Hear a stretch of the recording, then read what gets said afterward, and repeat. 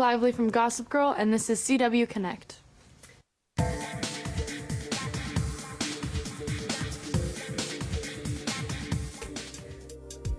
was a little nervous about playing Serena because she has such a fan base already with the books, and people are so frenetic about Serena, about Blair, about each of the characters. So when you take on somebody that people have already created in their imagination, there's a lot of pressure. So, because I feel like nobody can ever be as good as your imagination. I'm a big fan of all the Harry Potter books, and it was very scrutinizing with the people that were cast at first, but then I came to love them, and they're the people that I picture when I read them now.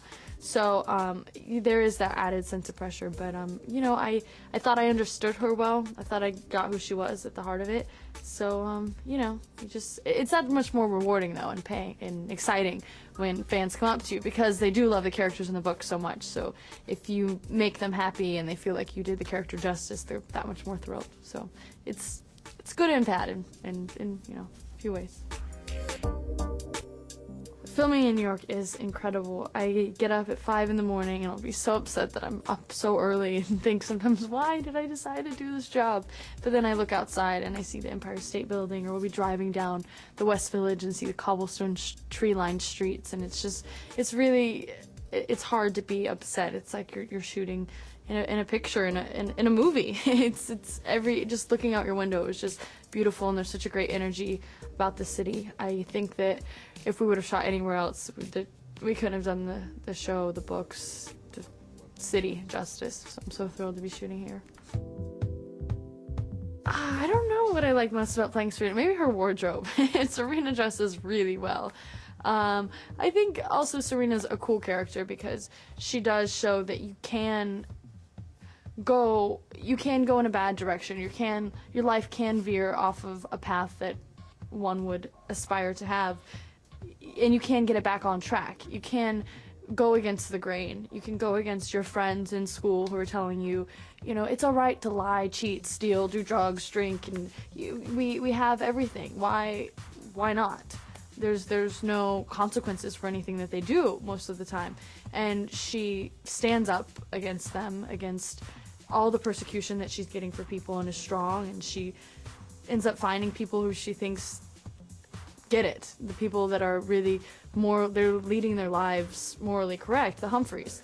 And she surrounds herself with them and gets put under a lot of persecution for it, but yet she does the right thing. In the end, it pays off, and she's so happy, and she dresses really well. I think she's a cool character because she shows that you can do it. You don't have to go with the flow of everyone else.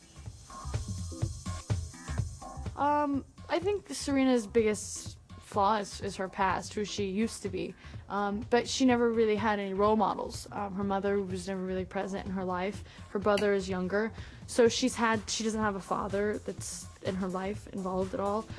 So she's made her own mistakes, and that's been a problem in her life. She never got to learn from anyone else's mistakes. So I think that the way she used to be, the selfishness of that may be my best friend's boyfriend, but I want him. I feel like hooking up with him, so I'm going to. Drinking on Thanksgiving and not being with her family, things like that. The recklessness that she used to have, I think, was a big flaw. But now she realizes that it was wrong and selfish, and she's not the center of the universe, and she needs to step up. I enjoy all of the scenes that we have the whole cast together. The balls are fun because we get to wear ball gowns and pretty wigs and pretty makeup and masks. So the debutante ball was really fun and the mask ball because we have choreographed dances. So we really enjoy that, and I like working with everyone. And we normally have really pretty sets then, so that's nice too, to see the pretty twinkling lights and all of that. I think having a Barbie of each of the cast members, it would be cool and weird, but there's a funny story actually behind that, because when we first did the pilot, I was walking through a drugstore and I see a Barbie, and it was a Ken doll, and it looked exactly like Chase. It was crazy because Chase is just like perfect looking. So I went to buy it for him, and then I saw another Barbie that looked kind of like Leighton, and I thought, oh, I should buy Barbies for each of the cast members.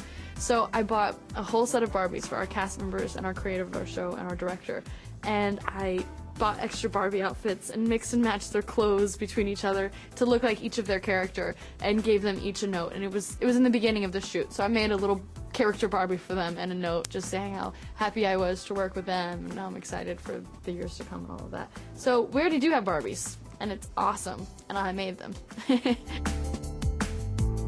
Penny almost had a cameo appearance in the debutante ball episode, High Society. That's next week's episode.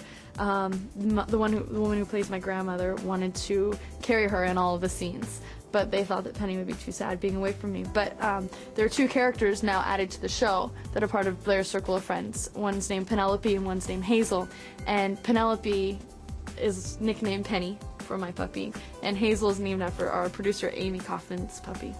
So that was a little allusion to her, but I don't know, I hope she makes a cameo. She's in the background of a lot of scenes though, like a lot of scenes on the in the Vanderwoodson suite. She's actually on the bed in the back. You'll see a little fuzzy and it looks like a little sheepskin pillow or something, but it's Penny. Thanks for all the great questions. Be sure to watch Gossip Girl on Wednesdays at 9/8 Central on the CW.